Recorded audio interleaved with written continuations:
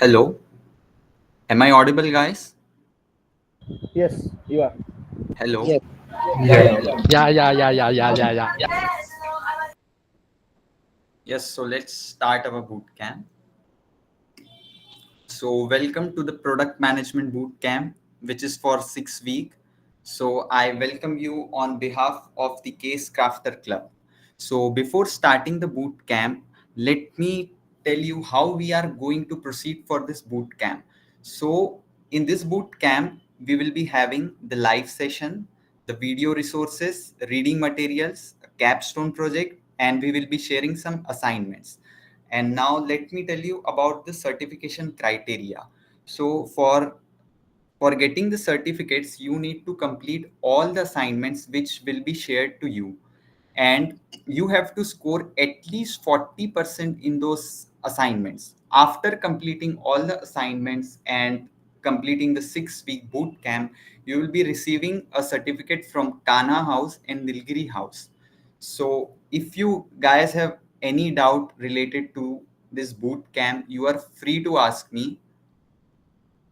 Otherwise, I will start with week one.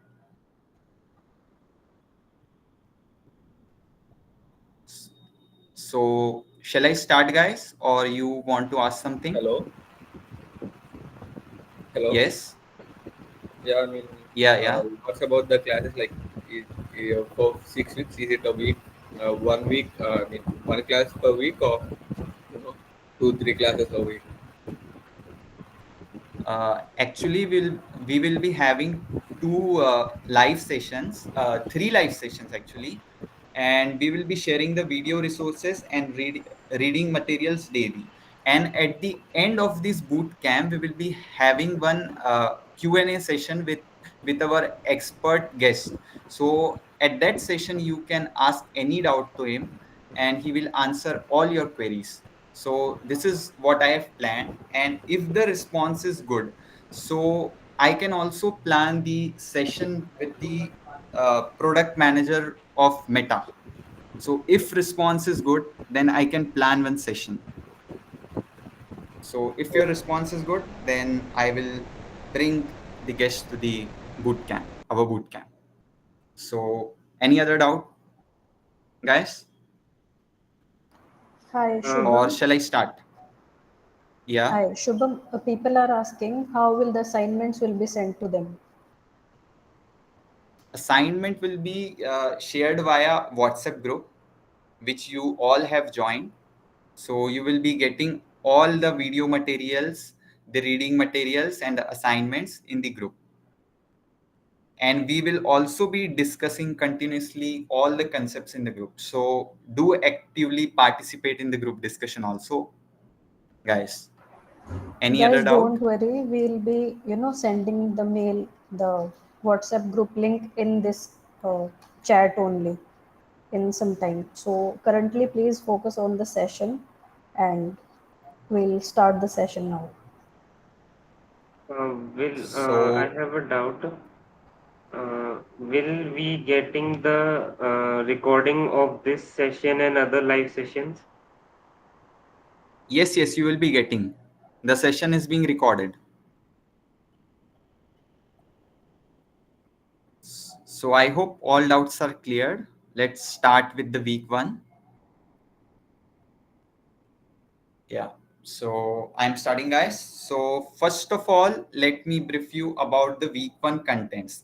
So in week one is basically about the introduction to product management. So first of all, we will know what is product management, what are the roles of product management, what is product life cycle. Then we will understand what is product sense and how can you build your product sense. And after this session, guys, I assure you that whenever you see a product, you will think like a product manager, and you will develop a product sense. So at last we will be having an interactive exercise on product sense. So I need at least two volunteers for this. So Anjali, can you note down the names of the volunteers? Two volunteers for that. Sure, sure. Those who are willing to participate. Okay. At the end, maybe we can ask the people who would like to volunteer. Yeah, okay. So let me go to the next slide then, Okay. while you note down the names. Okay. Okay. So, what is product management? As I have already discussed in the orientation session, that product management is the intersection of UX, UX design, tech, and business. So, what is product management? Product management is all about crafting beautiful products which which meets the customer needs and the business goals. So let us understand what are the key responsibilities of a product manager. First of all, what product manager does is he he understands the he understands the user's pain points. What are the pain points of the customers? What products he need to build? So after understanding and gathering the pain points of the customers, he he decides the strategy and vision. And after deciding the strategy and vision, he makes a roadmap, product roadmap, in which he would be telling the deadlines and milestones. After creating the product roadmap, then he collaborates with different teams, like different teams, design, tech, and business team. He collaborates with them. He gives them the deadlines and milestones, and after that, he decides what all features need to be included in that product. And once all that is decided, then the life cycle of management begins. And after that, the product manager ensures that the product is successfully launched in the market. So in short, if I want to tell what is product management, so I would say that product management is all about creating valuable, usable, and feasible products which meets the user needs and the business objective. This is what is product management. So let me go to the next slide.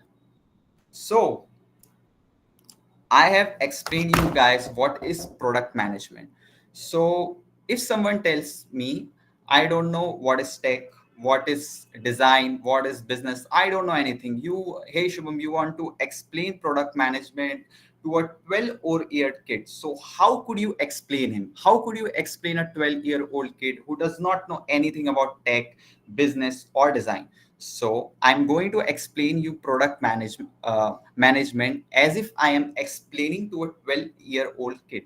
So let me explain through some simple examples. So if I'm going to explain a 12-year-old kid, I would say that, hey, product management is like you are the boss of the project.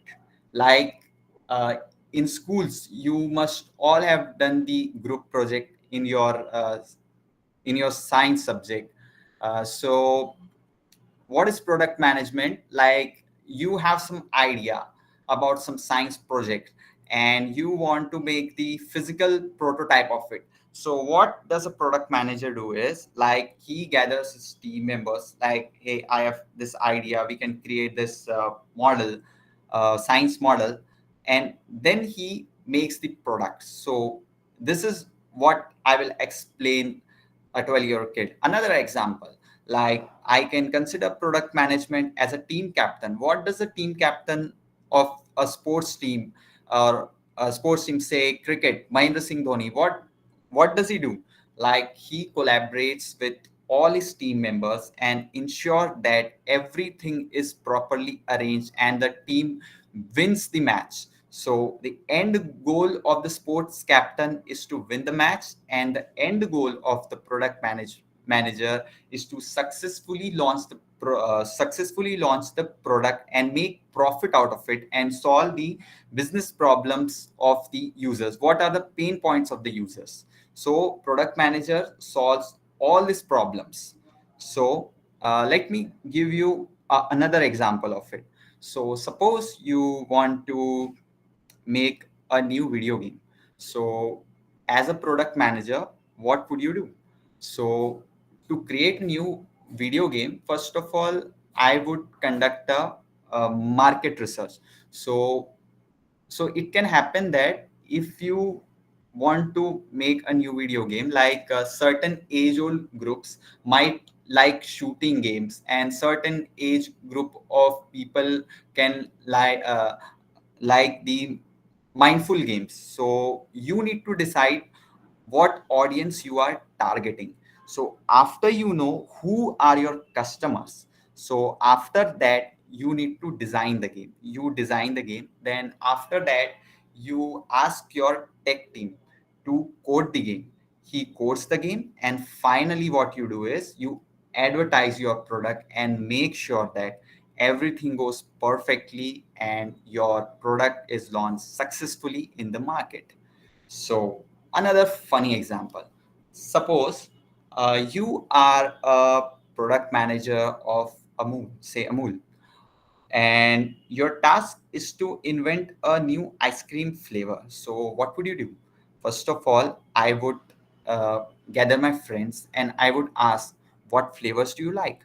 I will gather, say, my 100 friends, 200 friends, and I would ask them what flavors you like. So I gathered my friends and I came to know that most of my friends like chocolate butterscotch flavor.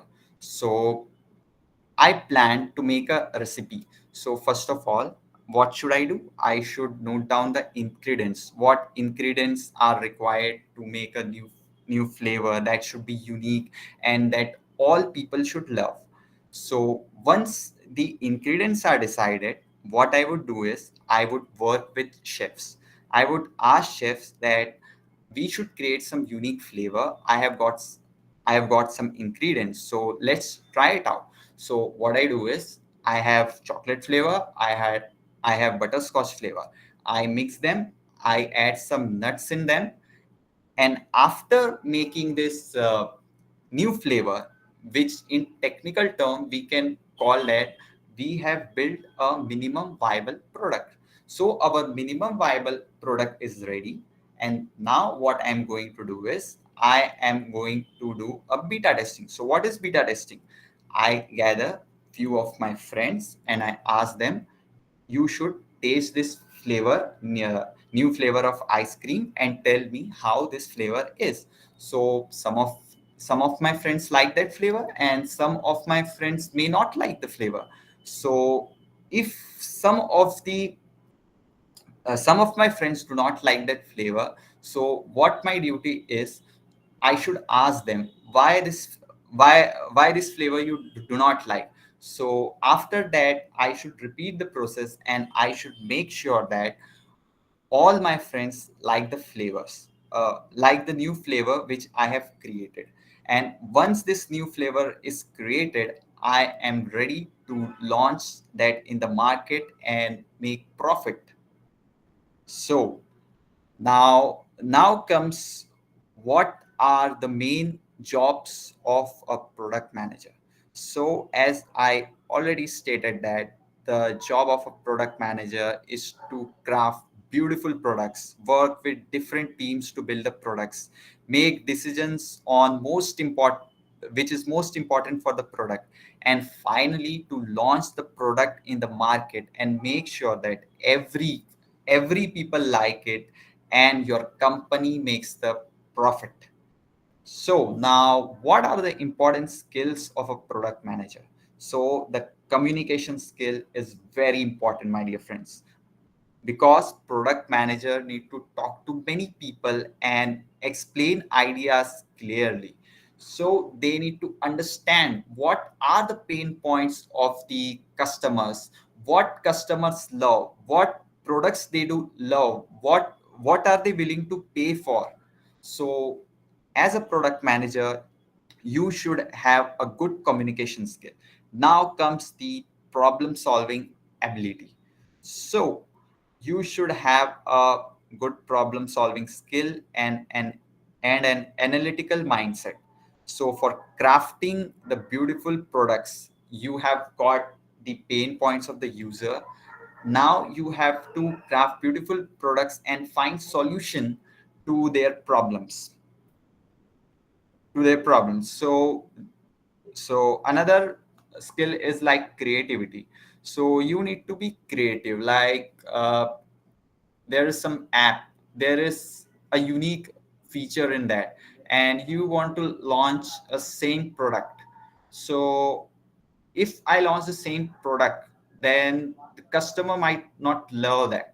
So I should have some creativity in my product when I launch my product so that people like it. So you should be very creative in your design. And the next thing is you should be very organized. Like when you create a roadmap, you create a deadline for it. So you need to be very organized and make sure that all the deadlines are met by all your team. So this is what is about product management and how I could explain to a 12-year-old kid. So coming to the next slide, what is the role of a product manager? So as I already stated in the previous slide, what are the roles of manager? But let me tell you once again. So what does product manager do? Firstly, he identifies the customer needs. What are the pain points तो of भी है the क्या अभी? customer? Okay, fine. Oh, शाबाश. Pardon? Do you want to ask some doubt? Guys, can you please all mute yourself? It's So okay, Jay. so let me Shubham, start. continue. So yeah.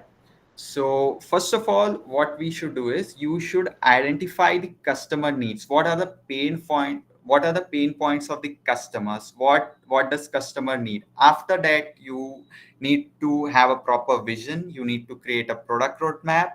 Then after that, you need to collaborate with your functional teams. And at last, after launching the product, you need to track your product. And you can track your product using some metrics which you all will be learning in week 3 and week 4.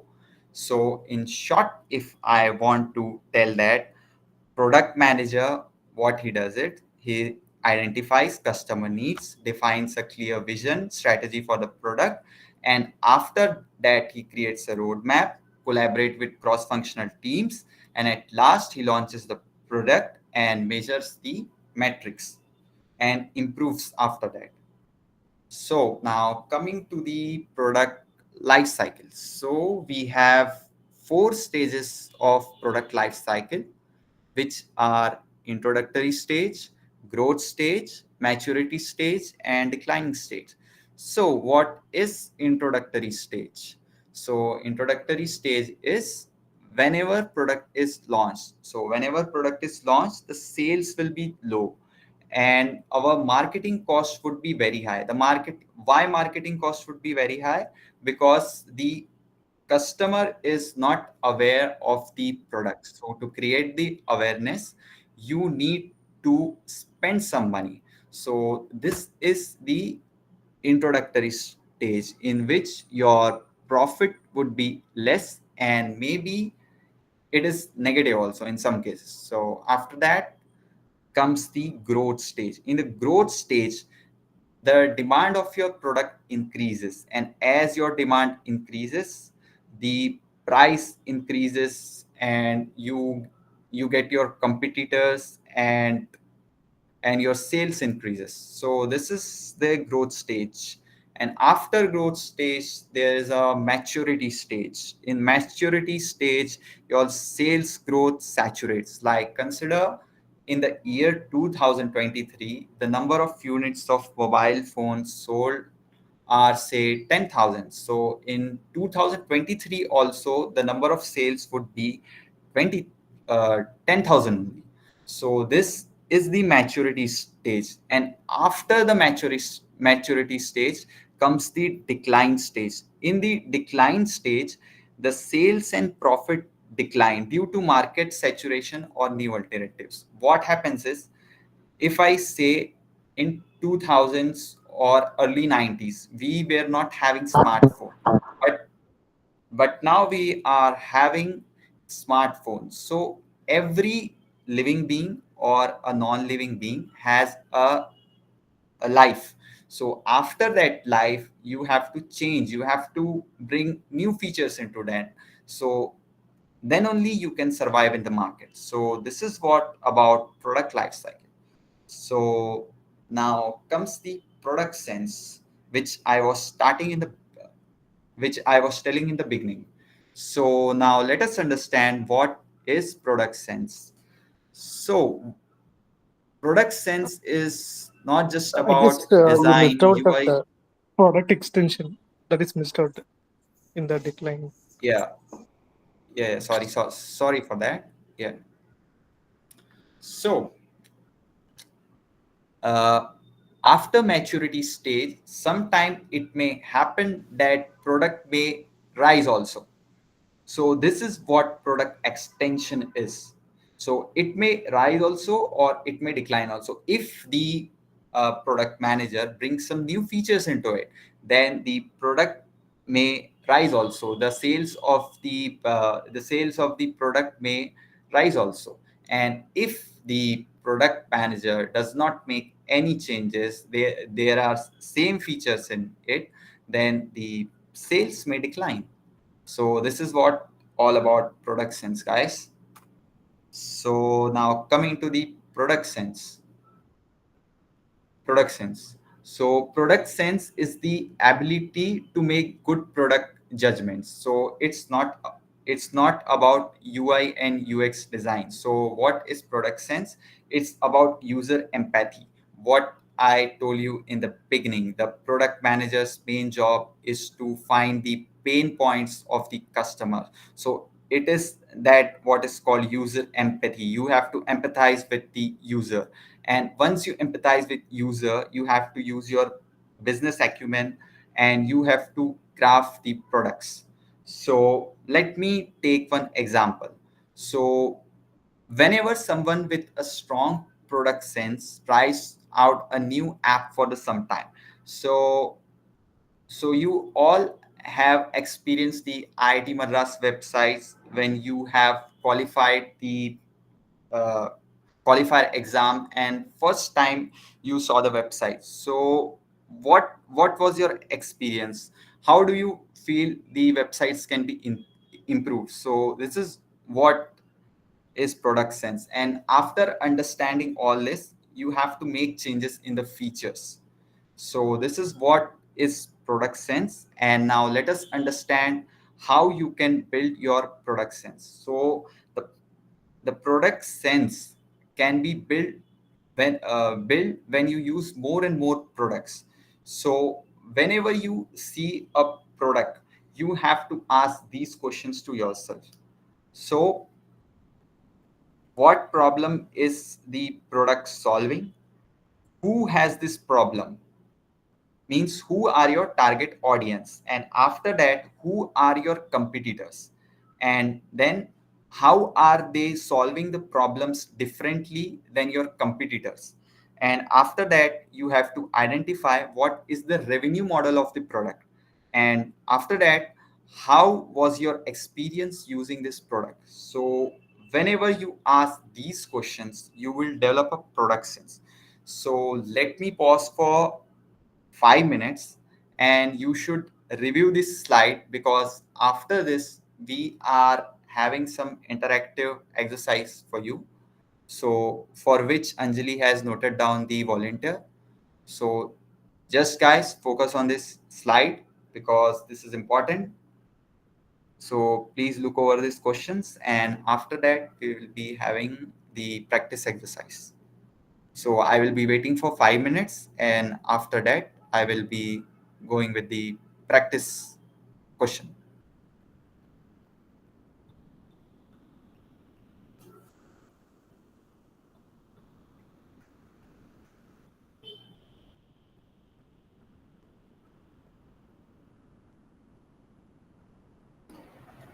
Shubham, so people have doubts. So meanwhile, maybe you can take up the doubts as well.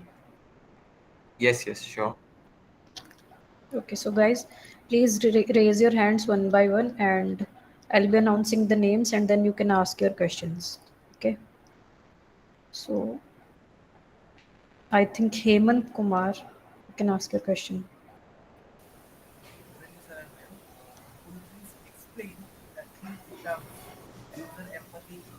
Your voice is not audible. Ma'am, could you please explain user empathy, business acumen, and creative problem solving? These three terms, ma'am. Yes, what is your name? Can I know your name? Hemant. Name is Telukana Hemant Kumar Sahu. Hemant. Okay, Hemant. So, what is user empathy? As I told you, the first step of the product manager is to know the pain points. So, what is empathy? Empathy is like you position yourself as a customer, and you identify what and you feel what are the pain points, what the customer what the customer feels about that product, and that's it. That is what is empathy. So you place yourself mm, as a customer, and you identify the problems what he's facing. So this is what is user empathy. And business acumen is you have to use your analytical and problem solving skill to solve the problem in a creative way. So I hope your doubt is clear, Himan. Anjali, can I have next doubt if his doubt is clear? So the next one is Divya Majumdar. Hello, sir. One Hello, by one, guys, one by one. sir. Yeah, one by one. Anjali is announcing the names in that order only. I will answer the doubts. hmm Sir, my question is So, that. yeah, Hello, sir. yeah, Can go you ahead. hear me? My Yeah, yeah, question is that in the previous slide, when you were explaining the market declining phase and the yeah, product yeah, introduction, growth and maturity declining, yeah. at the starting, in the introduction point, there is you have noticed that the sales are quite lagging, and certainly it's take a log phase, and the growth increases exponentially. Hmm. So after that, how can it be decline? Uh, what you are, what I understood that you are asking is, in the introductory stage, the Hmm. sales is low, and after that it increases, and then you are saying that how can it decline here? Yeah, Am I it right? could, it should be in a stable sales. Like I have launched a product in the market, and people, first of all, some group of pupils use this product, and they give a good feedback to my company, and after that, my company's sales will be in a straight line with a stable sales according to time. With respect to time, the sales will be in a stable. So may I know your good name, please? Yeah, I could Dibbo not hear your Majumdar. name. भाई ऐसे ऐसे ऐसे थोड़ी pattern बनाते हैं. Deepo Majumdar. Okay, Dibbo so Majumdar. रुक जा, मैं भी एक बार प्रिंट करके देख. so so I Jay, want to please, say that. can you please मेरे तो mute कनेक्ट ही कहाँ है yourself? Google. Jay, if you have any So doubt, let me only answer, you guys. need to speak. Otherwise, please mute Please, yourself. guys, maintain the decorum of this session. I request you to maintain the decorum of this session. If you have any doubt, you are free to ask. So yeah, coming to the question, what I'm saying is, uh, I already told you that you can consider any application. You consider an application, it has launched a feature. At the start of the product, the customer does not know that the product has been launched. So what uh, what the company does, it spends on its marketing. So this is what is introductory stage, and after a certain point of time it demands increases, so it is growth stage. And and after some times the sales become constant, and now your question is why it is declining. So it is declining because there has been no change in the features. The features are same, and the customer is not liking the features. So I've already stated that every time new mobile phones are launched, why are they launched? Why do we need new mobile phones? Because every year new technology comes, so you have to change. If you do not change, then your sales will decline. So am I clear with that? Yes, sir. So we have to change our product quality every after interval of time. Yes, it depends on the customers, what customer likes. If the customer like your product, then it's good, but every day new technology comes, so we will have to change with that. Hmm. Sir, it is only for uh, IT industries only, IT No, or no, not or not automobile not IT industries. industry. Automobile industries also. Take an example of footwear industry also. Reebok launches new shoes. So why are they launching new shoes? Hmm. So got my point? Yes, sir. Got. So any other doubt, guys? Or I shall begin with the practice activity. The next one to ask the doubt would be Arijit Datta. Hello, Subham. Yeah. Am I audible? Yes, sir, you are Yes, yes, audible. you're audible. Okay. Uh, Actually, I have the question that there are two kinds of products basically. One is seasonal product and one is long-term product. Seasonal products are generally those products which last for maximum one season. So, product management is required in case of any seasonal product because the lifetime is too short. That is my question. Yeah, seasonal product and long-term product. So product management can is required for the seasonal product also.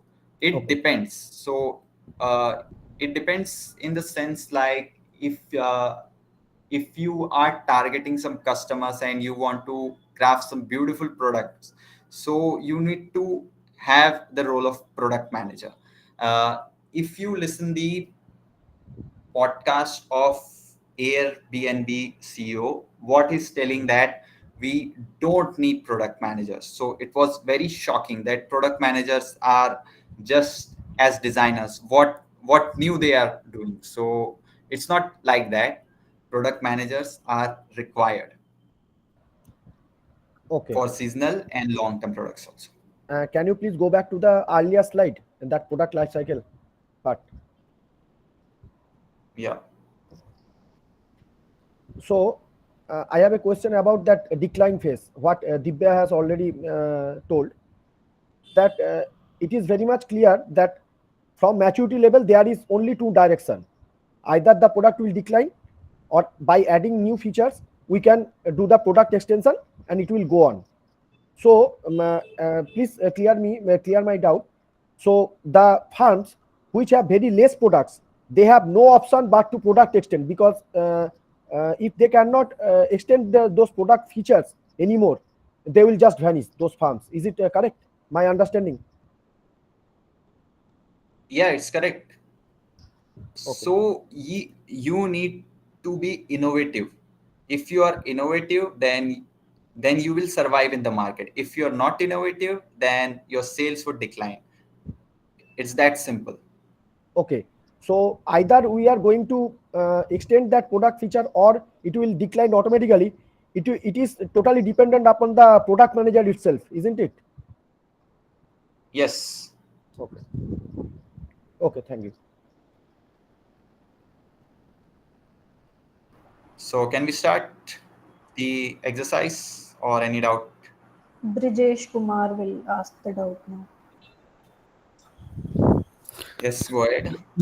Uh, I have a doubt about targeting. If I need to design a product, we need to understand first our customer, our audience, or You're not audible. okay. Your voice is cracking means. Can you Uh, once again ask the question? okay, now audible. Yes, yes, now audible. Okay. If I am going to design any product, I have to research first market. Uh, I have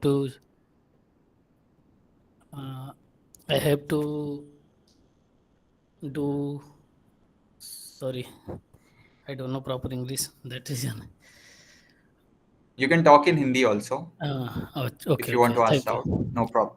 अगर मुझे कोई product design करना है तो मुझे first targeting करना है कि किस कस्टमर के लिए डिजाइन करना है या क्या, इसके बारे में थोड़ा सा आप डिटेल में बता दीजिए.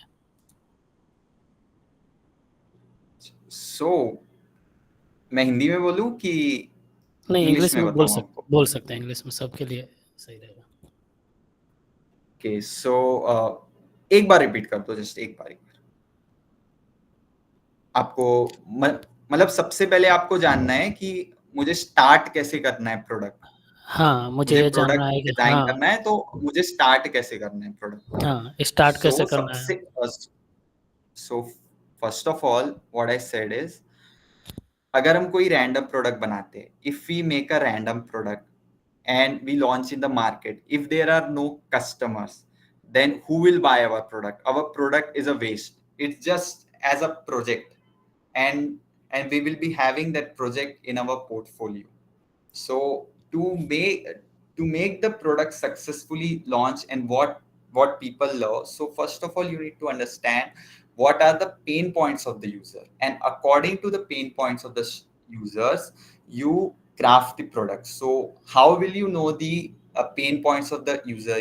You cannot sit in your room and you can know what are the pain points of the user. So you need to go outside and talk to the people, or you can use tools like SurveyMonkey, Google Forms to know the pain points of it. So you may have noticed that in many WhatsApp group, like people ask, uh, I am doing this survey, please fill this form. So they are just doing market survey for it. So they just try to understand that what are your pain points, how is your user experience, and after that they give that form to their tech team. So based on that, the tech team designs the product. So once हाँ the product is designed, it can be launched in the market. And the main point is that whatever product you are launching, that should be loved by the customers. So that's it. Okay धन्यवाद. एक और doubt है, add कर सकता हूँ. Yeah, go ahead. अगर हमें कोई टारगेटिंग करना है तो उसमें क्या पैरामीटर होना चाहिए, किस पैरामीटर के बेस पे हमें टारगेट करना चाहिए, या किसको टारगेट करना आपको मतलब? हमारे प्रोडक्ट के लिए अगर ऑडियंस टारगेट करना है तो कौन सा पैरामीटर होना चाहिए, लाइक देखो ज्योग्राफिकल, पैरामीटर, इकोनॉमिकल और जेंडर, लाइक दैट. इसके बारे में थोड़ा सा डिटेल में बता दीजिए. देखो कैसा है ना, अगर आपको कोई प्रोडक्ट लॉन्च करना है, अगर मैंने यूएस में कोई प्रोडक्ट हो सकता है चले, इंडिया में ना चले. सो आपको कस्टमर्स को क्या पसंद है वो ही है. What does customer like, that is the main point. Customer को पसंद आएगा प्रोडक्ट तभी तो बिकेगा, बिकेगा तो प्रॉफिट होगा. तो वही है, और कुछ नहीं है इसमें. Sorry to interfere. If I'm allowed, I would Yeah. like to chime in. Can I? Pardon, Hello. what you said? Yeah, go If ahead. I'm allowed, can I chime in? I would like to add some points to clarify this, like how to find Yeah. targeted customer and all. As far as I understand, product management is not about building solution or something. First, we need to understand what is the problem. For example, I would like to add the story of Jepto. These guys were sitting at their home during the initial days of COVID, and most of the shops were closed, so people were not able to get grocery and daily necessities, so they were struggling. What these guys did, the founders of Zepto, they went outside and they created a WhatsApp group by asking their locality and their society, if we can get you groceries, would you be willing to pay us few extra bucks on each deliveries, we'll get you the grocery. Most of their society agreed that okay, you guys can take the precaution, stay away from the police. If you can get us groceries, we'll do it for, we'll give you some extra bucks. That is how Zepto started. And I actually spoke to their head of product once. That is how I came to know about this. So this is how, when you understand like there is a problem, you see there is a problem, and you talk to the people who are facing, those are the customer, those are the people you are going to target. Either it is B2B, direct consumers, or it is business to business, where like your buyer would be, say, an organization like Google, organization like Delivery, Udan, or Oyo, whatever you say. These are like B2B. They also have large scale problems you can solve, or you can talk to the individuals if target a problem and find out people if they would be listening to your help and they're willing to pay for it. Then only you can build a product around the problem. If you're thinking like, okay, let me build a product and then go and pitch it to others. I had a thought that people would use a product where, say, there is a video link. uh, if they want to share it on other social media, they have to download and then upload it. I thought, okay, there is a huge demand. I built an entire script and all these things. After that, I took it to a few of my friends, and I asked, I'm going to charge $1 for a month, and people will take. Most of my friends who are from engineering background, they laughed at me and they said, there are many extensions, you fool. You made a product, you spent a lot of money and time, and now it is useless. So if you are trying to push a product to people or user base, it is never going to solve anything. As Subham told, it will be your personal project. You can put it in your portfolio. That will be like that. If you really want to solve, this is how in product organizations work. They find a problem, then reach out to their people, whoever they think will be using the product or services. Like the guy from Oyo, when he was in after his high school, he traveled across the country and reached out to many hotels what they were struggling in terms of like innovation, in terms of occupancy, in terms of standard of operation and all these things. He felt that there is a possibility to innovate. Then he reached out to the hotel owners and asked them that, I'll do it for you, would you allow me to run your hotel? Most of the hotel owners say, you are a 18, 19-year-old guy, will not allow you. You are like, next day you'll walk out. So one guy in Gurgaon agreed. But I think greedy guy was thinking like, okay, dad's money, he'll burn it out within a couple of months and he'll walk out. Till the time I can easily get some services done. That is how they started, and now we was a couple of $1 billion company. So first understand a product, then reach out to the people who you think will use. Then you go ahead and ask them, show them.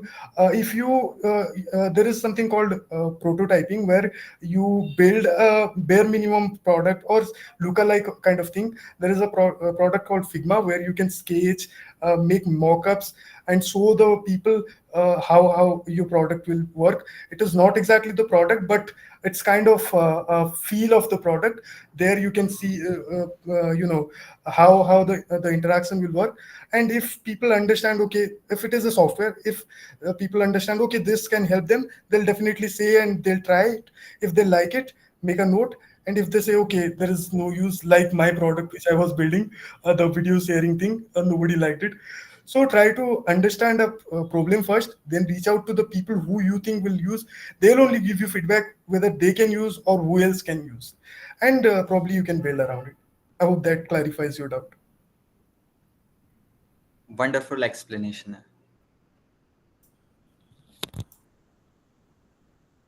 So can we proceed, guys? I think, sir, he is managing his portfolio in a pretty good way. Yeah. So let's move and let's do the exercise. It's the practice time. So Anjali, have you noted their volunteers name? Yes, one was Can Niharika. uh, Niharika, are you there?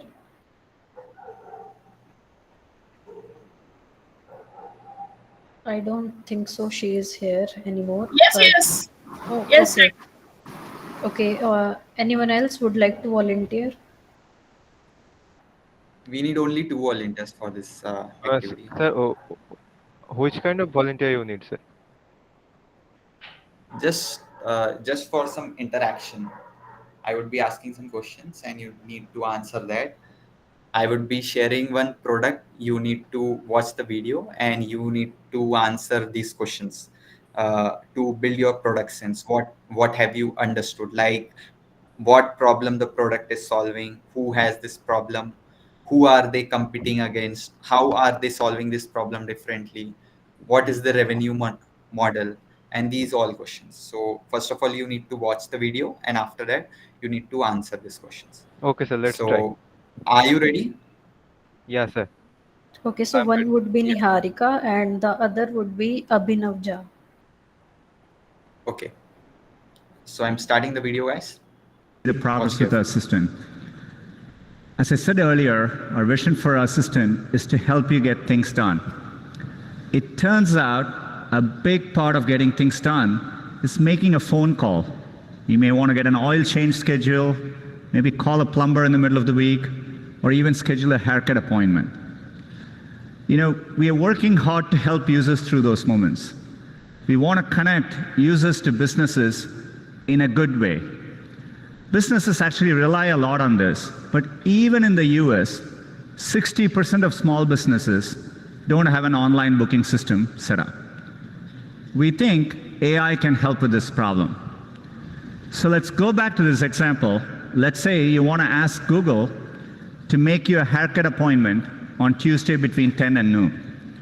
What happens is the Google Assistant makes the call seamlessly in the background for you. So what you're going to hear is the Google Assistant actually calling a real salon to schedule the appointment for you. Let's listen.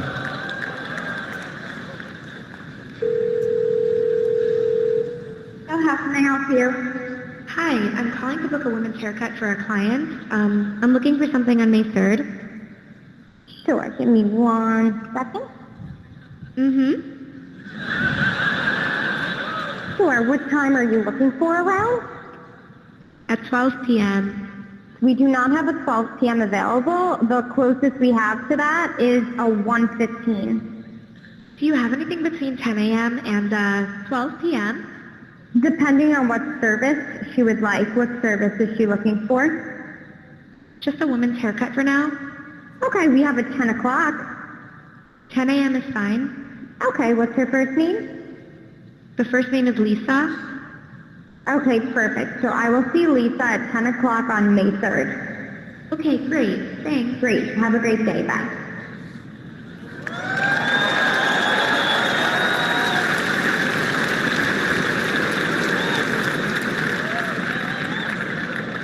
That was a real call you just heard. The amazing thing is the assistant can actually understand the nuances of conversation. We've been working on this technology for many years. It's called Google Duplex. It brings together all our investments over the years in natural language understanding, deep learning, text-to-speech. By the way, when we are done, the assistant can give you a confirmation notification saying your appointment has been taken care of. Let me give you another example. Let's say you want to call a restaurant, but maybe it's a small restaurant which is not easily available to book online. The call actually goes a bit differently than expected. So take a listen.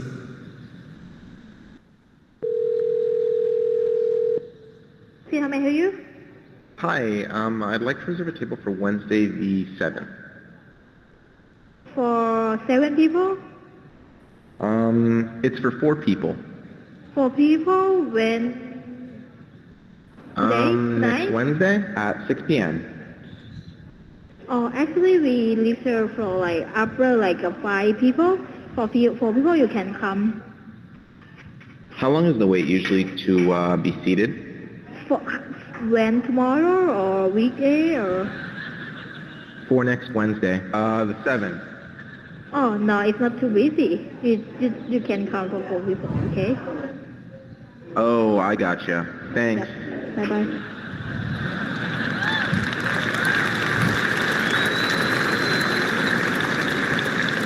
Again, that was a real call. We have many of these examples where the calls quite don't go as expected, but the assistant understands the context, the nuance. It knew to ask for wait times in this case and handle the interaction gracefully. Look, ask for wait, but the assistant understands the context, the nuance. It knew.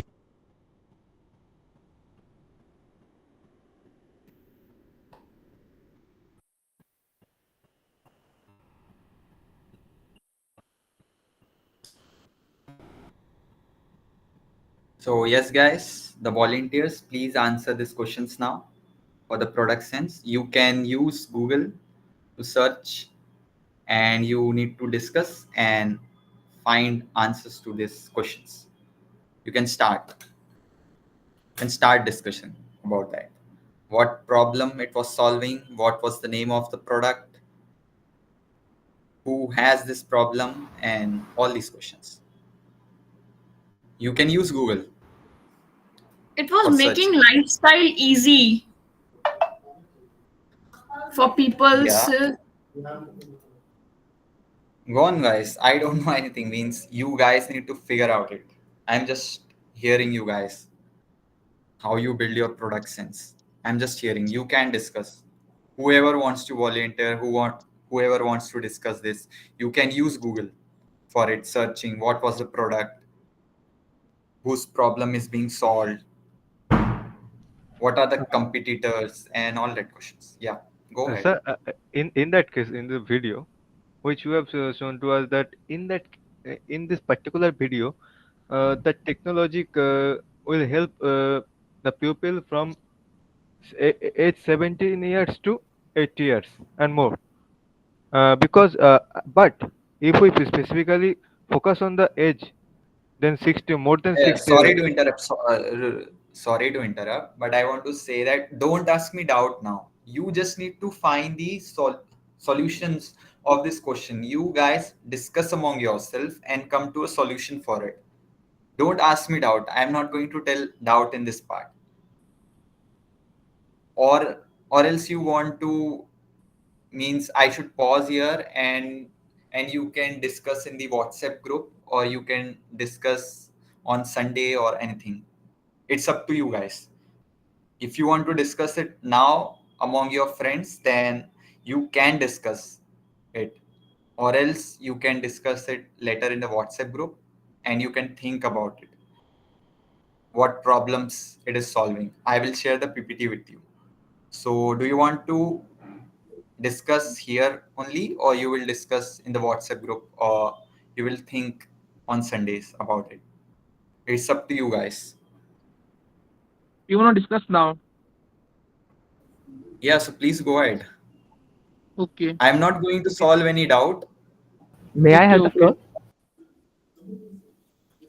Yeah, just I need answers of these questions.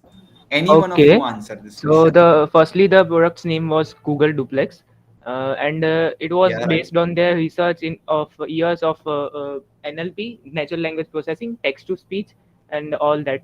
So here it is solving the problems of many businesses who have not gone online. That is, they don't have online websites or online apps or anything like that. So they just have like phone number or maps address or anything like that. So here they have taken a clever roundabout way to get you connected with the business. Let's say you have some business of a bakery, and you want to order a cake. Then here and that business does not have a site or any sort of app. Then how do you contact? And you are busy. So here, instead of using a roundabout way, they have used a more common way, in which we call the business owner and we inquire. But instead of us doing that, they have automated this process by the assistant doing it for us. So it is saving our time, and it is also getting our work done. This is what they are trying to solve. And they are probably competing against other AI based models like Siri and Microsoft's Cortana and all. So those would be their competitors in this field, and it will definitely make a lot of money if integrated with our Google's AI. And Experience, I don't have used it right now, but it felt good, and it almost seemed as natural as a person talking. So yes, it is good. So you have not answered one question. How are they solving this problem differently? You said that there are competitors. So how Google Duplex is different from it? Okay, So so if competitors can be anyone yeah. in this field, like website developers or Amazon or Flipkart or our online sales markets or bidding sites. But the point here is they have directly made a call. Instead of making a platform where you can connect, they have directly made a call, which is our earlier way, where we used when we used to inquire. We did not have these fancy websites or we did not have these fancy apps, but we just used to make a call and inquire about our problems. This is what they have done, and they have kept it simple, and they have also made it easy by integrating it with AI. That is what I think, how they have done differently. So what I feel is once you use this product and you use the product of your competitors, then you would be able to answer this question more accurately. So I suggest you guys to use this product and figure out how Google Duplex is solving this problem differently from its competitors. So that's all it, guys. Now Anjali would be explaining you the week 2 contents. So Anjali, can you go on to Sure, explain week 2? Shubham. Just your Yeah. screen is buffering a little bit. Is it for only me Uh, or so do you want to share your screen? okay, I can do that. Is my screen buffering now also? No. No, sir. No, it's visual. It's visual. It's visual. Yeah, so Anjali, maybe your internet connection has some issue. Okay. So, guys, shall I start with week 2? Yes. Yes, Anjali, Okay. go ahead, go ahead. So, I think most of you are clear with what Shubham has already told you. What are the roles of product manager? What is product management? And what is product sense and everything. So in week 2, we will be focusing on the first principle of product management. What is A/B testing? What is user persona, the user flow, and PRD? So let's go to the next slide, Shubham. So first of all, let's discuss what is first principles thinking.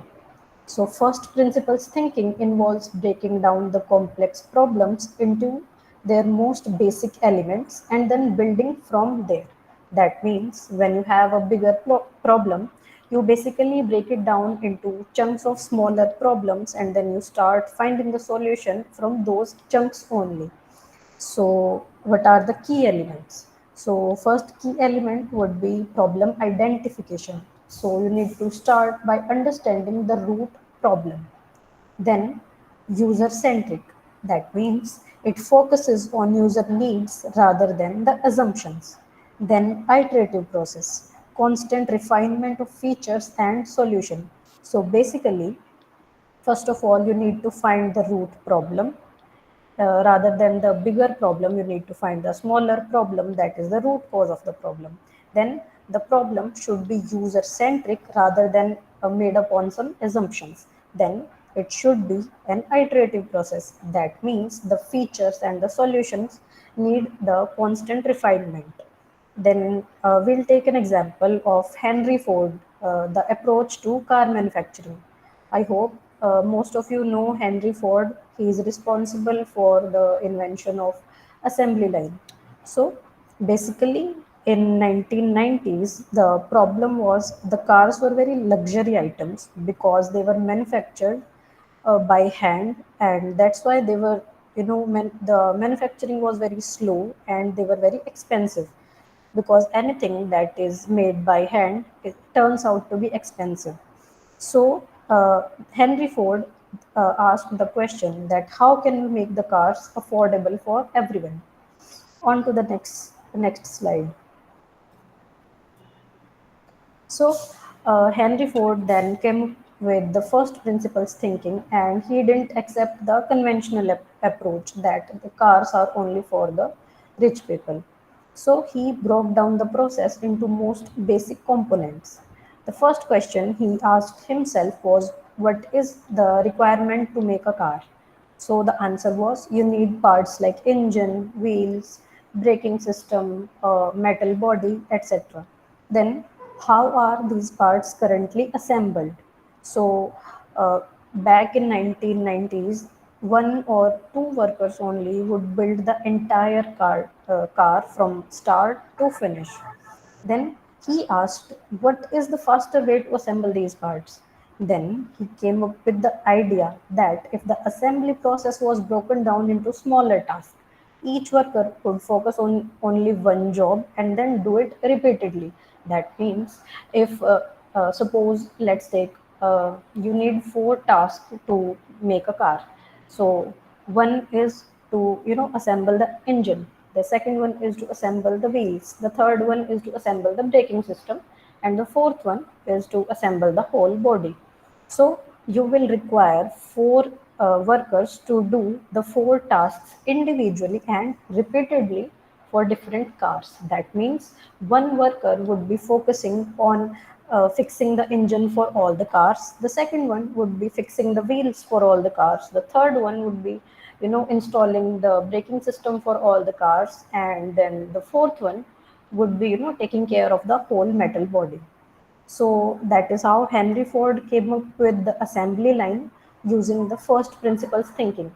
And if we recall what first principle thinking was, to break down the bigger problem into smaller chunks of problems. So the bigger problem here was to manufacture a car, and then the smaller chunks of the problems were to assemble the engine, to assemble the wheels, to take care of the metal body, and etc. So by this, each person could just focus on one part of the car or one task of the car, and the conveyor belt could move along the line, and the different workers could do their part. So what was the outcome of this idea? First of all, the efficiency increased.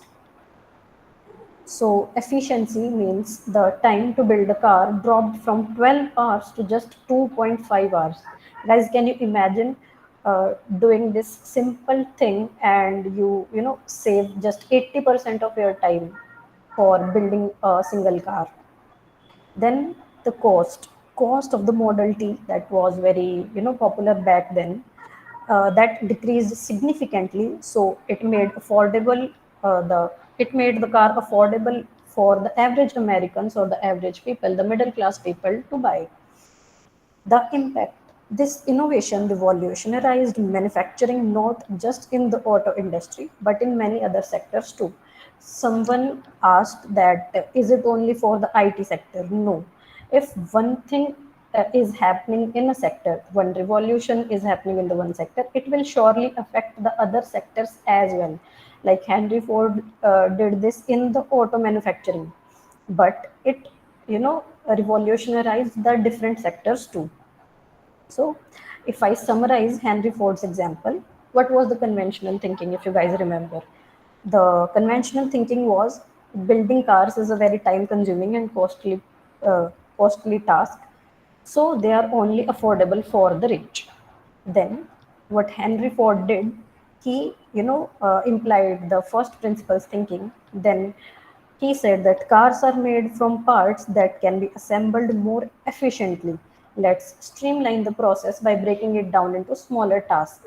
So, this made the car industry more accessible and transformed transportation worldwide.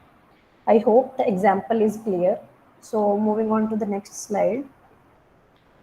So, now we know what is first principles thinking, right? But the boot camp is on product management. So, we'll see what are the steps that you can follow to apply the first principles thinking into product management.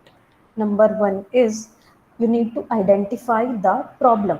So you should start by clearly defining the problem that you are trying to solve. We know this, right? Then what are the current challenges or the inefficiencies? Then this ensures you focus on solving the core issues and not just treating the symptoms. If you focus on the current challenges that are faced by the user, you will ensure that you focus only on the core problems rather than just revolving around the uh, things that look like a problem. Then Step number 2 would be breaking down the problem. So decompose the problem into its most basic components, like we did in the first principle. Then you need to ask yourself, what are the essential elements or variables at play? What are the elements or the variables that fluctuate the problem? Then you need to break it down, and it will help you to see the problem more clearly and avoid being overwhelmed. Like we all already know, if you see a bigger picture or a bigger problem, then you would be stressed up, like how will I solve this problem. But if you see smaller problems in front of you, you will tend to find the solutions for them. So this is what the first principles of thinking already told us. Then third step would be question assumptions. Challenge all existing assumptions about the problem. What are things done this way? Are there any alternative ways to achieve the same result? Don't take anything for granted and question everything. That is what exactly Henry Ford did. He did not take anything for granted. He, tried alternative ways for assembling the car. So he accepted the challenges and he didn't listen to the assumptions only. Then the fourth step would be develop fundamental insights. So use the data from your analysis to gain a deeper understanding. What are the core truths or principles you have uncovered? These insights form the foundation for building innovative solutions. So once you are done with asking the questions to yourself, to everybody, you use the data and you analyze the data so that you gain a deeper understanding of the core problem. Then these insights will help you to form a strong foundation for your solutions, because if you know the problems clearly, then you definitely know how to solve them very clearly. So fifth step would be build from the ground up. Once you have established the fundamental truths, reconstruct the solution. This is exactly what the first principles of thinking says. You break down the bigger problem into smaller chunks, and then you start finding the solutions of those smaller chunks. So build a new model or process from scratch using only the core principles you have discovered. This is where innovation happens, creating something new and efficient. So something new, innovation or something else would be very creative or efficient only when you solve the core problems rather than just pondering over the bigger problem or trying to solve them. The last step would be test and iterate. Once you have built a solution, test it. Use feedback and data to refine and improve.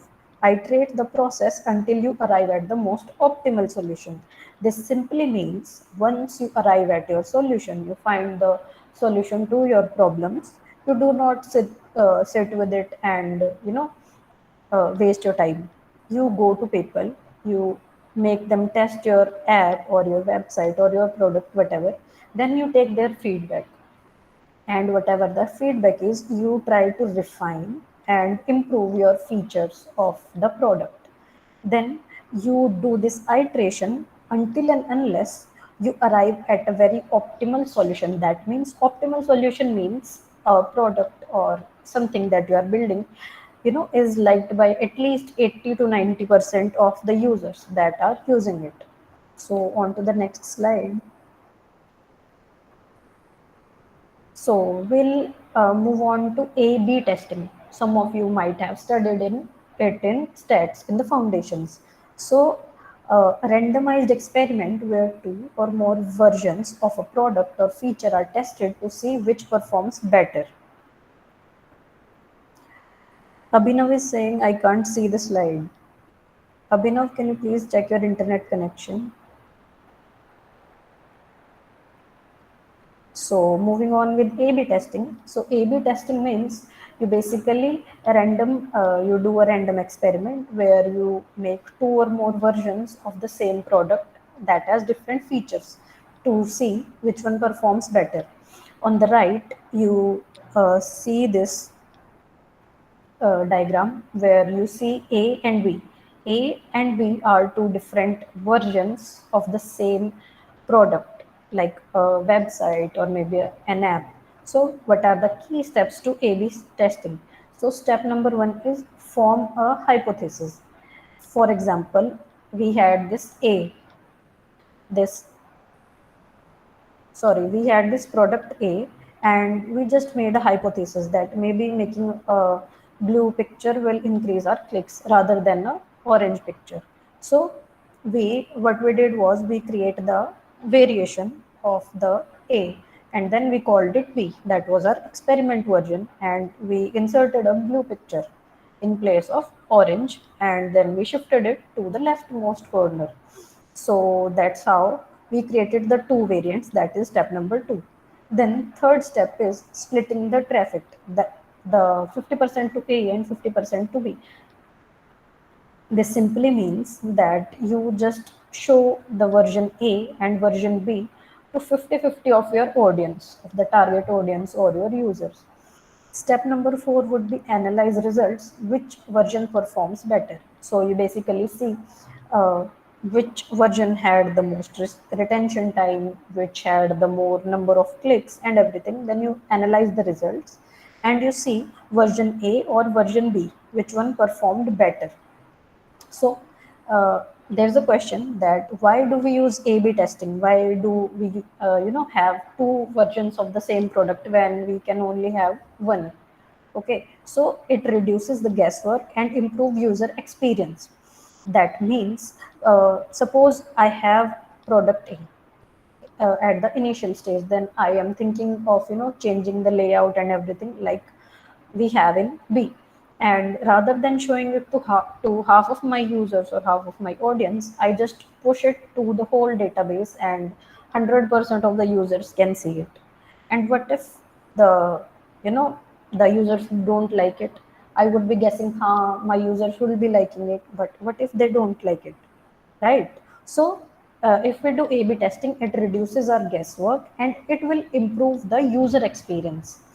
Then it increases the conversions and optimize the features. So increasing conversions and optimizing features was the one that we talked about in the fourth step, that was analyzing the results.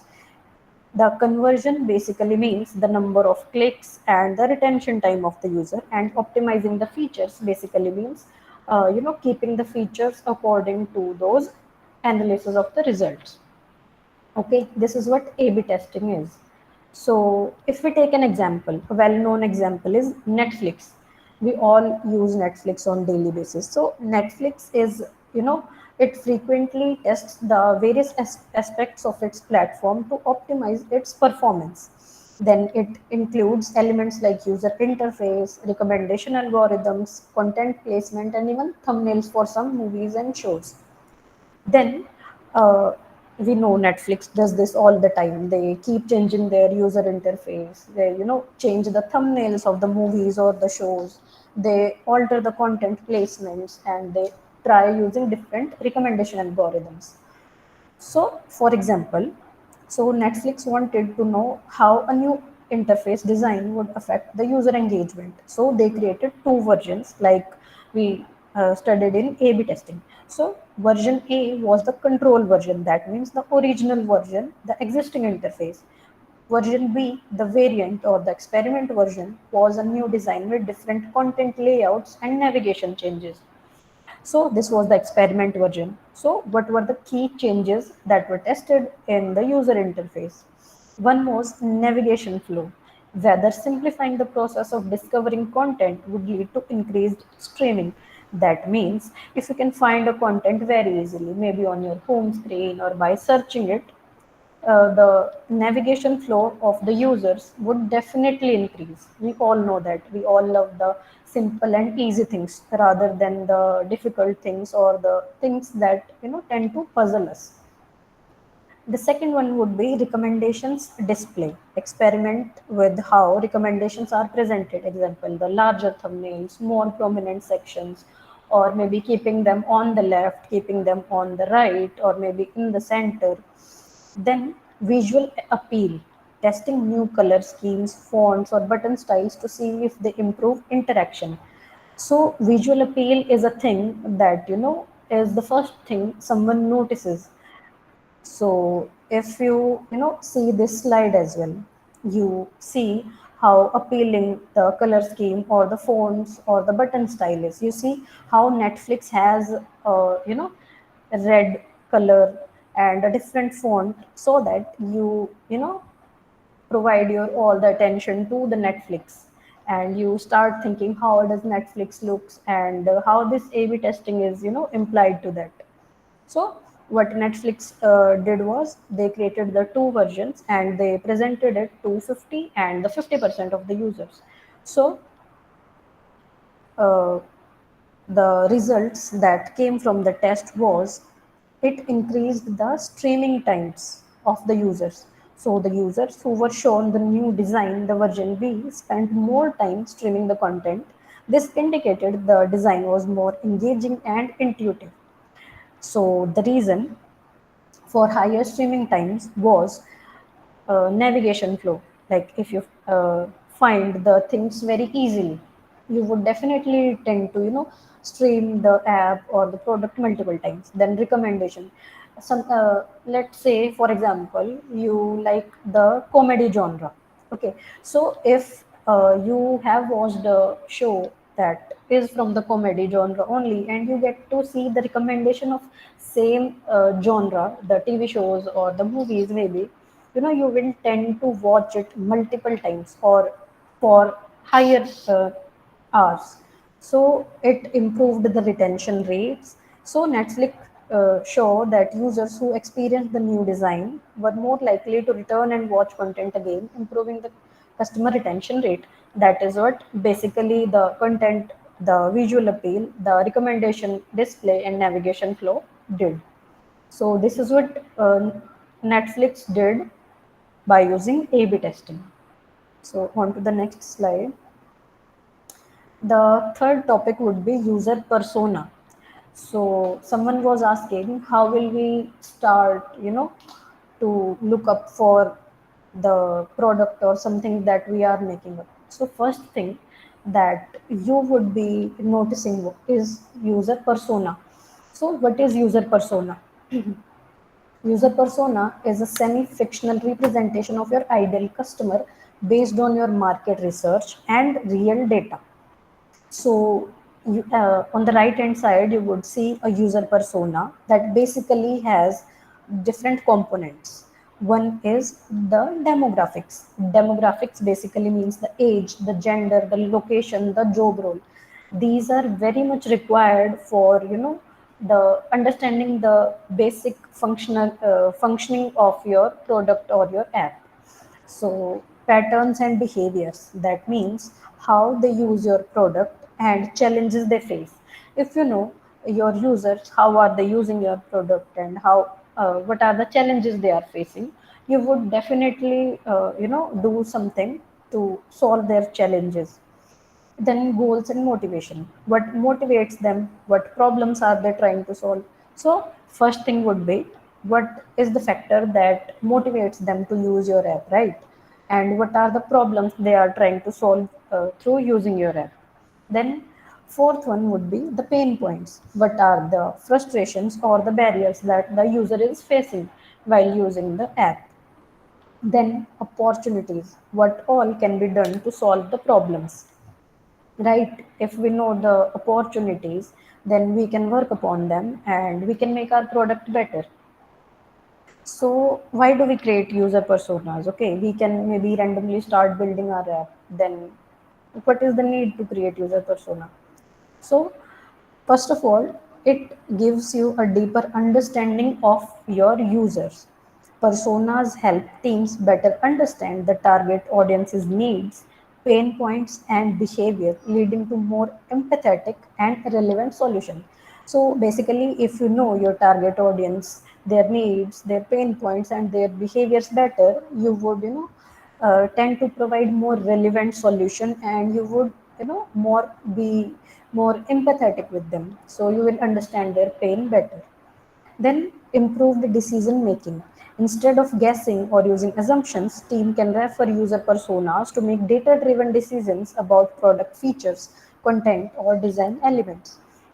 What do we mean by that? So improved decision making simply means, like, if we know who are our target audience, what are the challenges they are facing, what are the needs that we need to solve, what are their pain points. So we can make data driven decisions. We can take decisions that are based on their data. Like if we say we have an app that is launched in India that has performed very good, but sometimes it may happen that the same app may not perform very good in the US, or maybe vice versa. The app that has performed very good in the US, it may or may not perform very good in India. So the teams, the backend team, and everyone, they need to take the decisions of putting the features in the product according to the data, the customers, the demographics, the needs, and the pain points. Then alignment across teams. You all know that there are several teams working upon a single product. Like you have marketing team, you have designing team, you have back end development team, you have front end development team, and much more. So if we have a user persona defined, we have written everything. So what will happen? Every team will know that, okay, we need to work upon this. These are our users, these are their pain points, these are the needs, this is how they behave, and this is what we need to solve. Okay. Prioritization. So by focusing on personas, teams can prioritize features that solve real user problems.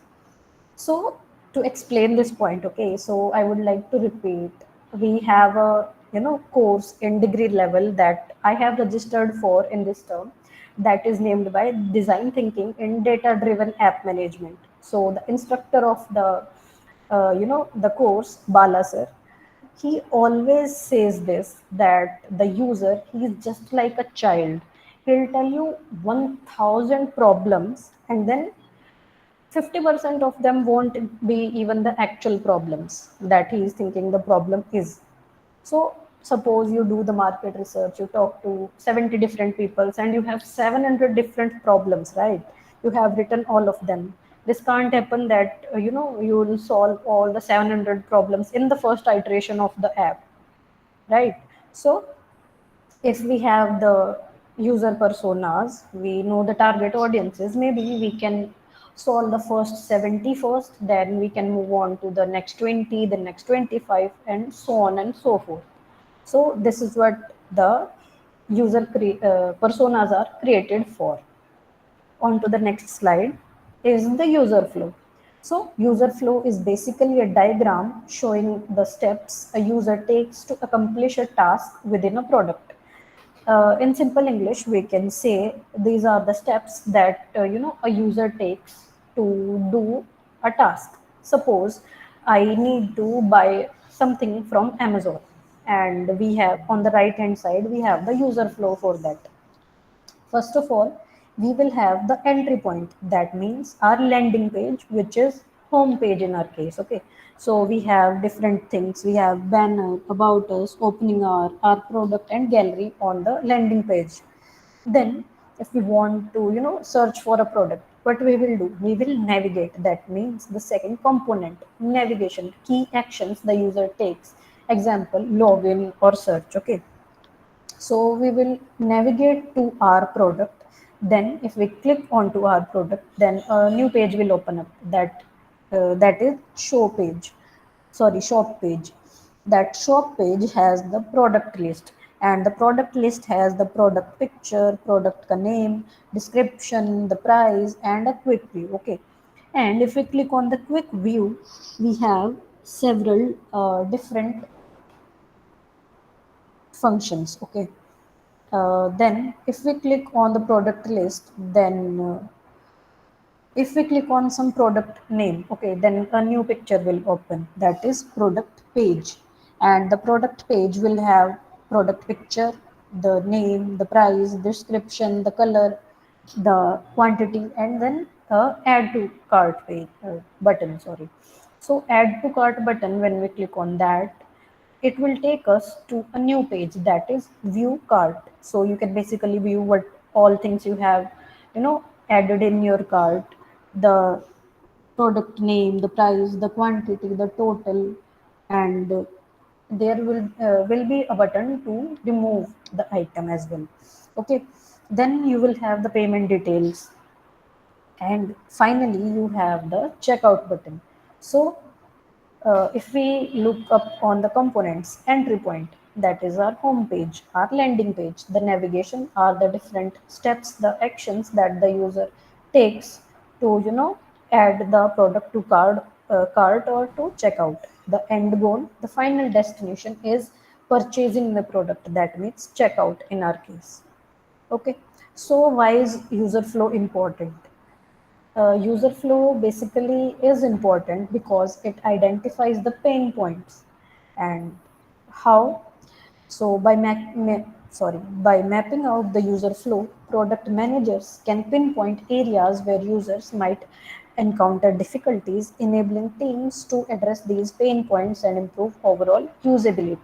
So if you have your user flow ready, you can basically give it to someone to test it out, and you can observe, or you can ask them to tell you that what was the most difficult time that you faced throughout using our app or something. Then you can identify the pain points by that. Then it enhances the user experience. A well-defined user flow leads to more intuitive product, enhancing user satisfaction and engagement. When users can navigate easily, they are more likely to complete desired actions. Suppose there is an app that lets you add a product to cart using 50 different steps. I am damn sure that you won't use that app when you have Amazon that does the same job in 4 different steps. Okay, so basically, it enhances the user experience, means that if your product, it is more easy to navigate, that means your user flow is well defined, then you will automatically enhance the user experience. There will be more users, there will be more spending time of the user, the retention rate would be good, and the users would be using your product multiple times. Then it helps reduce drop off rates and increased conversions. So drop off rate basically means the users, they just add to cart and they don't buy. If the process is very simple, the users will tend to buy the product. Okay, and increased conversion basically means, like we studied earlier, the the retention time and the using time of the app. On to the next slide. PRD, that is Product Requirements Document. So, a comprehensive document that outlines the requirements, functionalities, and constraint of a product, serving as a guide for the development team. So, in layman terms, if I say product requirement document is basically a document like a manual for your app or your product, basically. So, what would be the key elements of the product requirement documents? First one would be the project overview, like the objective of the product, the goals of the product, the target audience of the product, and what all is analyzed in the market regarding the product. Then it will have user stories. That means it will have detailed user personas and scenarios, to identify who is our target audience, what is the demographics, what are their pain points, and it describes how different users will interact with the product, one and the same thing. Then requirements, functional requirements. That means these means what the product should do.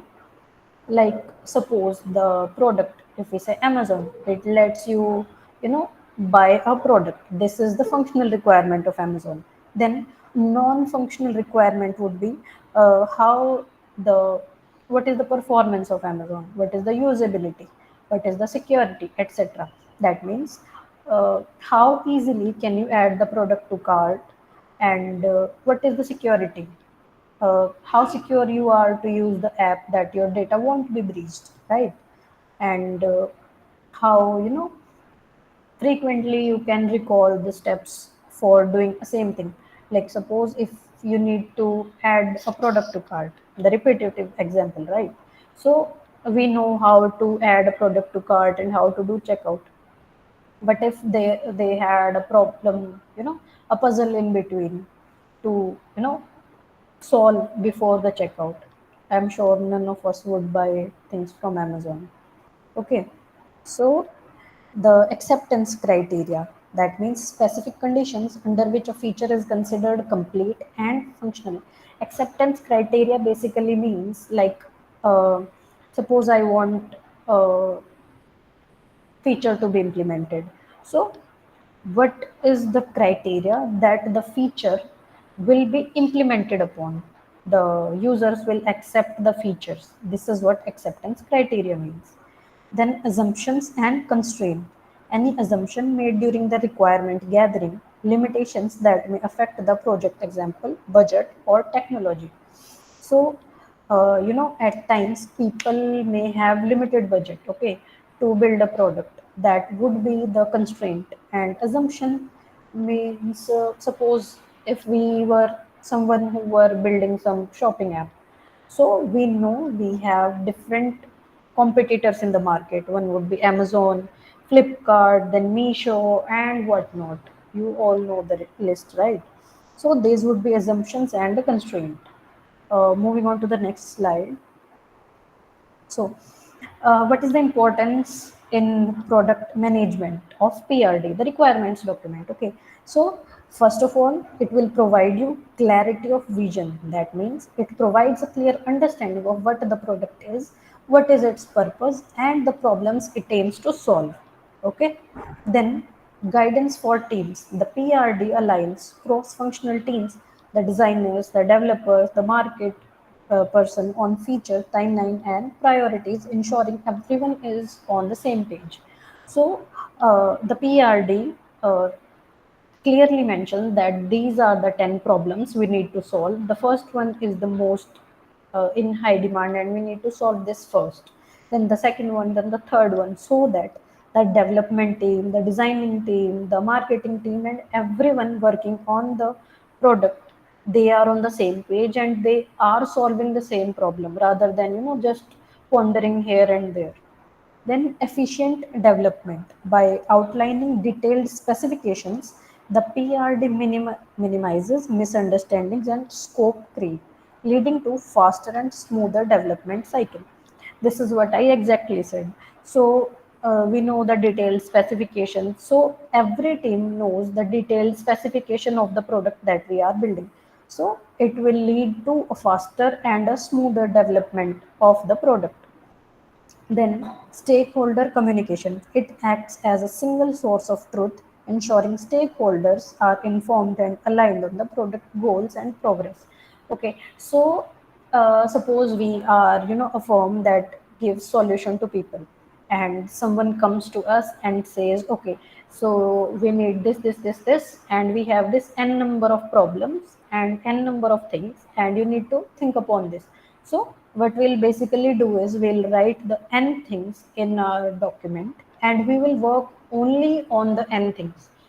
And suppose the same person, the our customer, they come in the next meeting and then say that we told you these n plus 1 problems. Then we will have a source of truth like this PRD. This will act as a source of truth that you only told us to solve these n problems and not the one you are mentioning as extra. Okay, so we'll move to the pros of a PRD and the cons of a PRD. Okay, so pros of a PRD are it outlines high level direction of the product. So it basically means that the product is outlined and everything is, wrote in a single piece of paper or a single document. Then it avoids assumptions about goals and scope of work because it mentions everything very clearly that you need to do this, then this, these are the requirements, this is the target audience. So there is no room for assumptions. Then documents timelines and areas of ownership. This simply means that if we know that the product, it will take 6 months to build, then 6 months to test it. So we will basically have timelines for 6 months for developing, and then 6 months for testing. And we know who are the persons, who are the owners that are required in the development phase, and who are the persons that are required in the testing phase, the different teams. Okay, so they know what are their areas of ownerships. Then detailed desired functionality and user experience. That simply means how the functional requirements and the non-functional requirements. That means what are the requirements and how are the requirements being performed. Then it provides needed context for cross-functional teams, that we already studied, that different teams are working on the same product, and it uh, provides the needed context, like it acts as a communication between all of those teams, so that they know that we have to be on the same page. We have to develop a single feature, then we have to move on to the second feature. Then what are the cons of a PRD? Sometimes it requires experience to write it effectively. This is very true. Like some 6-year old or maybe some fresher in the industry, they maybe don't know how to write the PRD, because it write everything in detail about the product. So you definitely need the experience. Okay, it limits creativity if seemingly handed down from above. From above means the higher authorities in the firm.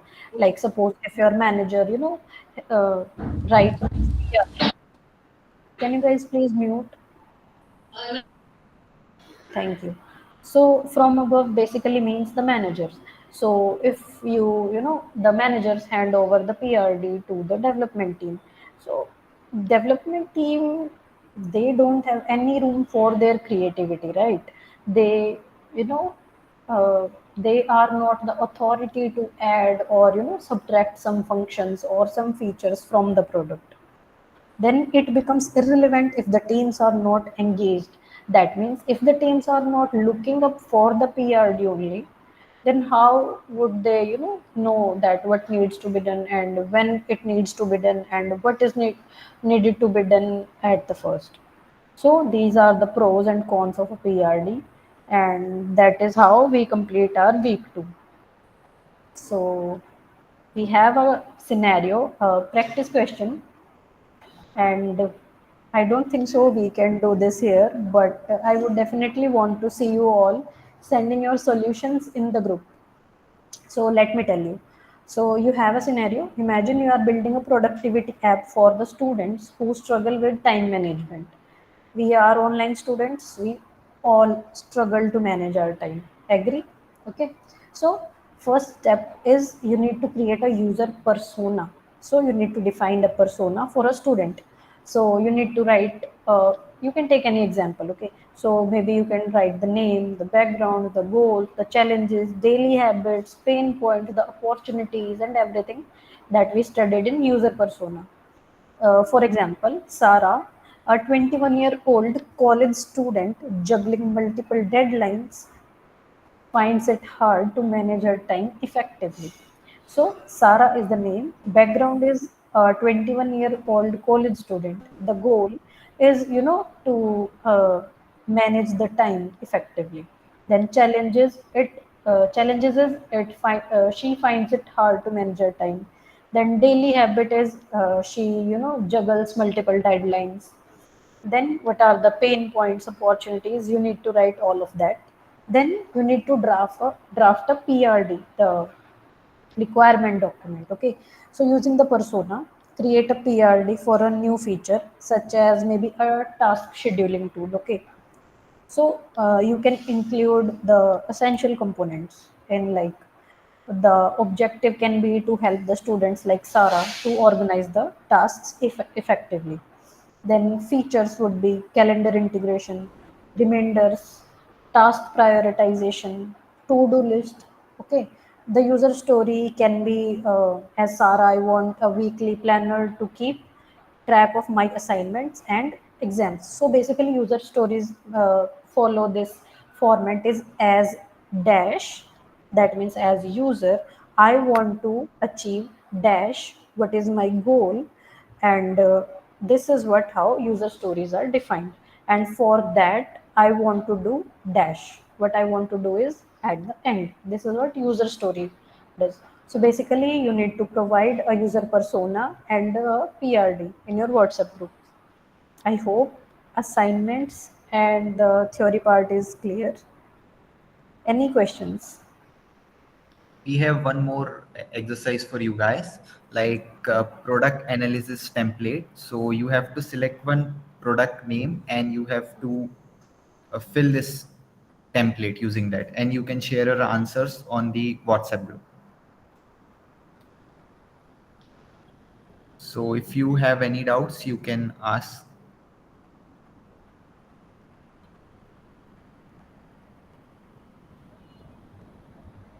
Any doubts, guys? Come on, guys.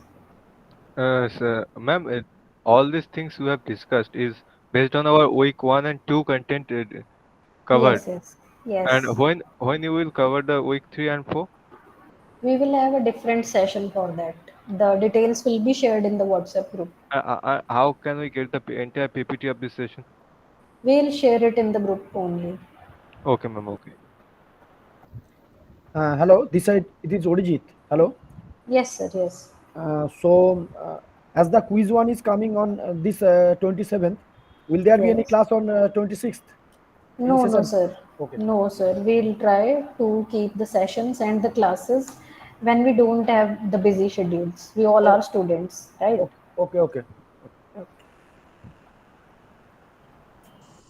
What will be the frequency of the classes? Sorry?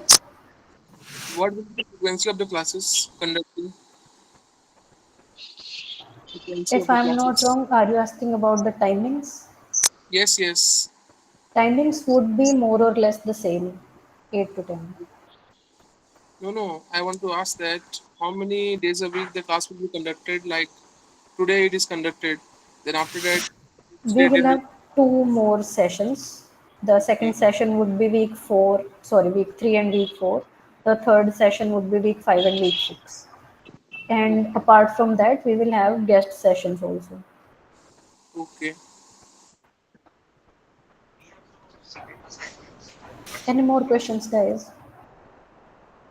Regarding the assignments, week 1, week 2, anything else? Hi. Hello. Hi, Shant. Hi. So we have to submit. You are not audible.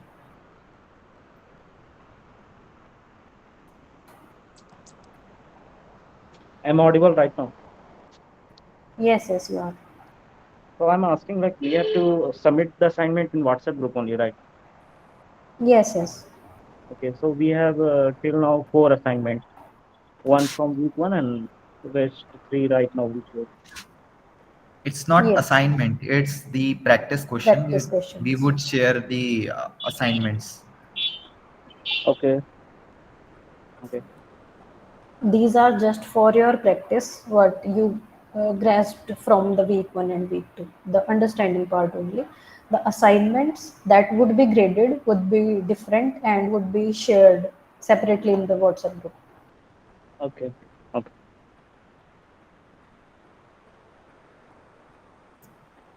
So, guys, any more questions? We still have 7 minutes from our Yes. time. I want to ask one question. Sure. Yes. How could you identify the interface which user will like? So you basically, like we did in A/B testing, you provide first interface to 50% of your users and 50%, oh, sorry, the second interface to the 50% of the users. So then you check up upon the results, like what was the version that, the users were liking, the users were staying more on, the users were, coming repetitively. So these are some of the factors that help you decide to the better version of the app or the product. Am I clear? Yes. Thanks. Anyone else?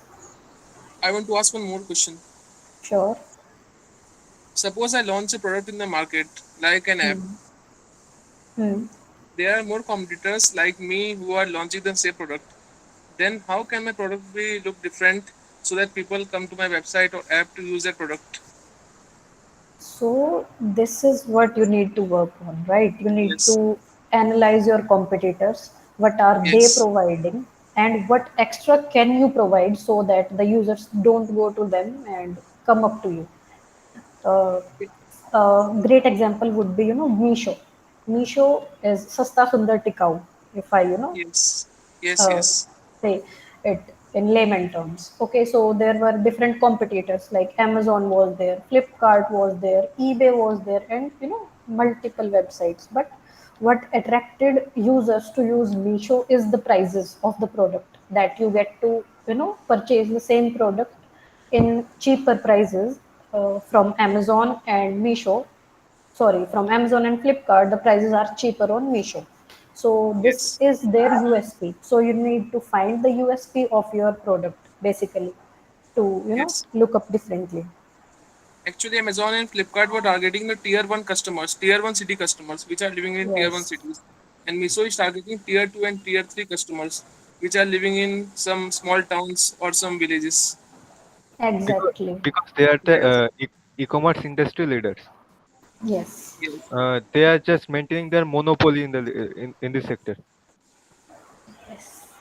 I'm glad you Also, guys can come up yes. with answers. Yes. That means you Also, have Flipkart and understood. Amazon also Flipkart and Amazon are charging extra charges, and Miso is Yes, almost charging no charges from the person who are selling or the sellers, yes, due to which sellers are able to discount the product and give it on low prices. yes. So this is what the USP of Meesho is. Yes, yes. Any more doubts, guys?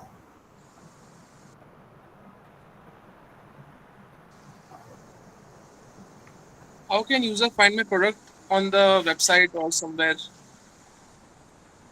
Sorry. Market. How could I do marketing of my product? In what are the ways I do marketing of my product so that user can find my product easily on the search option of the Google?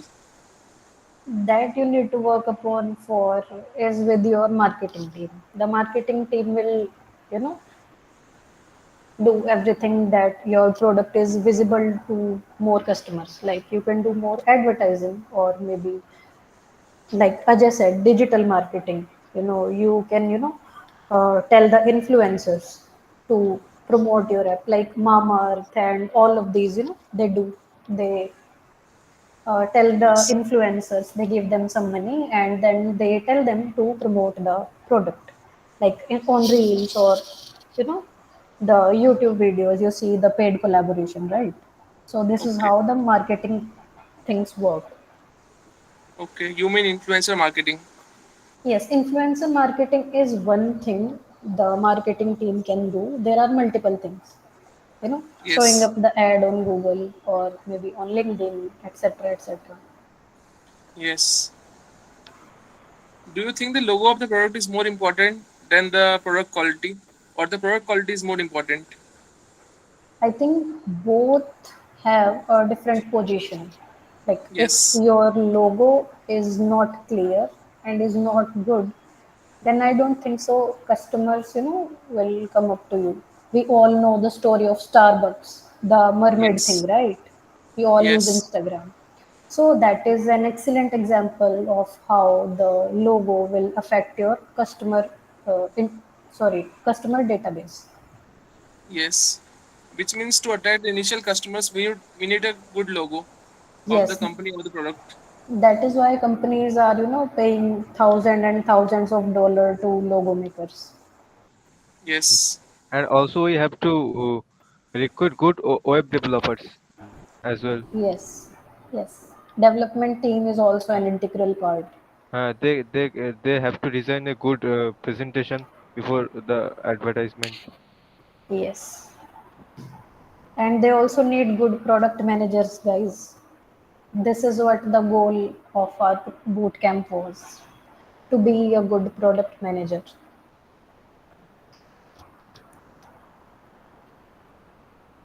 So guys, I think we are done. Yes, Brijesh. Ma'am, I have one product which are all already available in market. Which Mm-hmm. type of product? A lot of product, but I want to sell in different. I want to branding or different, and I want to positioning. Hindi में बोल लो आप, कोई बात नहीं. हाँ, मैं अपना product को कंपटीटर से अलग पोजीशनिंग करना चाहता हूँ. ओके. हाँ, तो उसके लिए कैसे कर सकते हैं? थोड़ा इसके बारे में डिटेल बता दीजिए.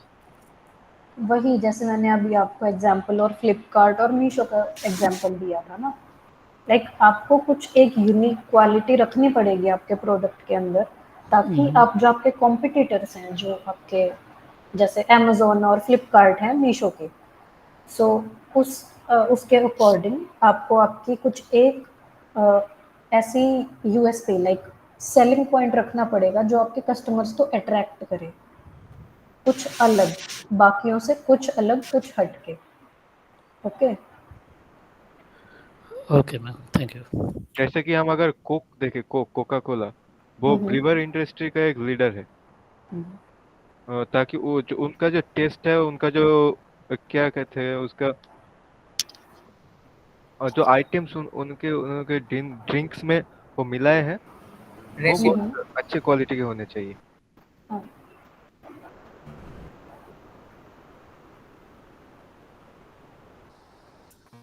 इन स्टार्टअप एक हम लोग बहुत ज़्यादा पैसा लगा के नहीं शुरू कर सकते, और बहुत सारे ऑलरेडी जाइंट्स हैं जो फील्ड में काम कर रहे हैं.